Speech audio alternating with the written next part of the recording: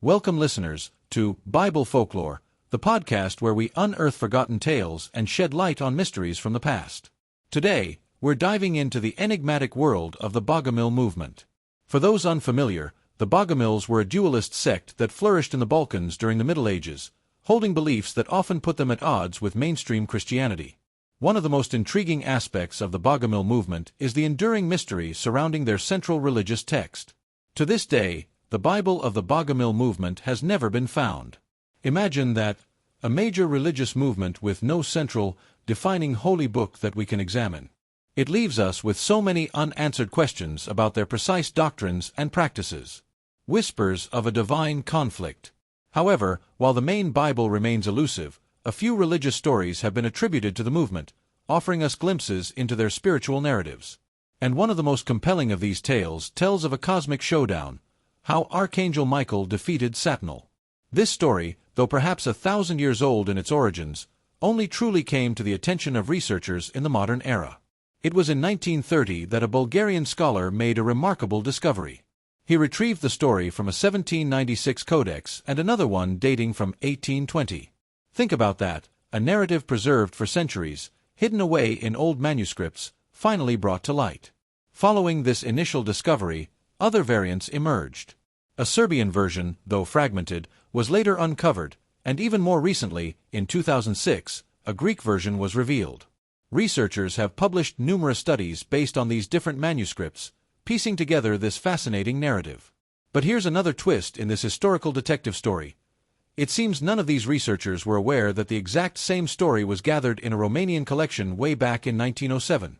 This manuscript is part of the Baianu collection, specifically the third chapter from manuscript 281, purchased in 1889 from an antiquarian in Bucharest. It just goes to show how often historical discoveries can be duplicated or overlooked in different academic circles. The plot unfolds: creation, rebellion, and deceit. So, what is this ancient, intriguing story all about? Let's delve into the plot, a dramatic saga of creation, rebellion, and a daring act of divine deception. The story begins with Jesus Christ. Yes, Christ in the role of creator, bringing forth the world, the angels, paradise, and man. Everything is harmonious, but then enters Satanael. He becomes consumed by envy for man, who is made master of all creation. What truly incenses Satanael is the fact that even the angels are commanded to bow down to man.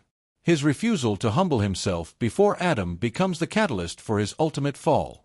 Driven by this pride, Satanael resolves to sever his ties with the Lord.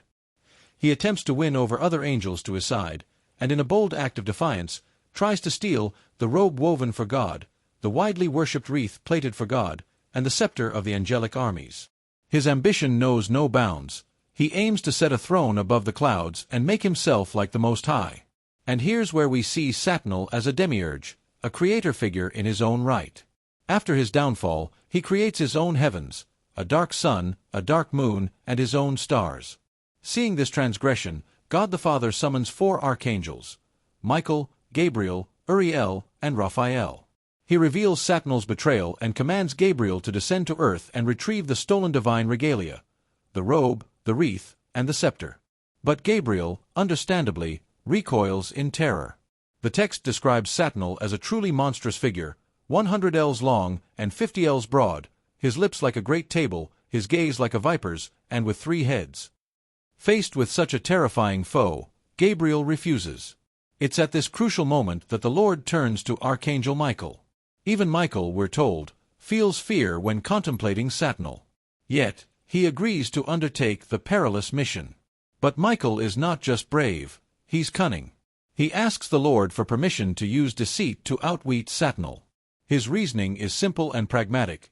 If I do not lie to him, how am I going to outsmart him? God grants Michael this extraordinary license, even promising him divine aid.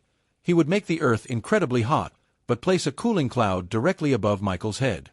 The deception begins. Armed with divine permission and a clever plan, Michael descends to the second heaven. He sharpens his sword, unfurls his enormous 40 L broad wings, and plunges towards earth. The very heavens and earth begin to tremor, the sea recedes, and Satanael's servants are filled with dread. The stage is set for a confrontation. Michael's deception is masterful. He approaches Satanael, lavishly praising his artful creation, the heavens, the bright sun, the shining moon, the beautiful stars, and the blowing wind. He claims to have run away from God, lured by the irresistible power of evil. Satanael, delighted and perhaps a little flattered, falls for the trick. He orders Michael to be seated on a second throne, right beside his own, and even takes him by the hand, believing he's gained a powerful new ally. The lake and the oath. Just as Michael intended, God sends an unbearable heat down to earth, while maintaining that cool cloud over Michael. The unclean forces, including Satanael, are overcome, almost fainting from the intense heat. Michael seizes the opportunity, proposing they all go to a nearby lake to cool down. The Archangel is overjoyed, sensing his chance to capture Satanael and reclaim God's insignia. As they make their way to the lake, Satanael, despite his earlier delight, remains somewhat suspicious. He orders his minions to keep a close watch on Michael. When they reach the lake, Satanael suggests Michael enter the water first. But Michael, ever the strategist, refuses, declaring that no servant is greater than his master. So, Satanael removes the stolen robe and wreath, and puts down the scepter, warning Michael not to betray him. He then dives into the lake. After his first dive, he makes Michael swear that he will not run away. Michael, recalling God's permission to lie, utters the oath. Satanael then dives again, this time reaching the bottom of the lake to combat an enormous beast. Victory and reward. This is Michael's moment. He prays to the Lord, makes a sign over the lake, and miraculously covers it with ice. He swiftly kills Satanael's minions, grabs the divine robe, wreath, and scepter, and flies towards the heavens. Up above, the angels burst into praise for the Lord, and the earth trembles with the power of the moment. Satanael, still battling the monster at the bottom of the lake, hears the angels' praises. He realizes instantly that he's been deceived. He abandons his fight, desperately trying to return to the surface, but the ice holds firm. In a rage, he takes a huge rock, smashes through the ice, and flies up, pursuing Michael. The chase is on. Satanael, now identified as the Antichrist, follows Michael, who prays to the Lord for help. God answers, opening the heavens and leaving the gates to paradise ajar. But Satanael is relentless. He catches up to Michael and grabs him by the leg. Michael, with a final decisive strike, casts Satanael down into the chasms of hell. Finally, Archangel Michael reaches the heavens. He bows before the Father, the Son, and the Holy Spirit, returning the divine angelic robe to the Lord. And for his courage, cunning, and victory, God bestows upon him an incredible reward. Michael is appointed as the second god and judge, helper, and commander of the armies. A glimpse into belief. This powerful and dramatic narrative provides us with a rare and vivid glimpse into the cosmology and theological beliefs that may have circulated within or around the Bogomil movement. It speaks of a cosmic struggle, the cunning of good against the pride of evil, and the ultimate triumph of divine will. While the Bogomil Bible may still be lost to us, stories like these continue to echo through time, reminding us of the rich tapestry of human faith and imagination. Thank you for joining us on Bible Folklore. Join us next time as we explore another fascinating chapter from history, and don't forget to visit us online at www.biblefolklore.com.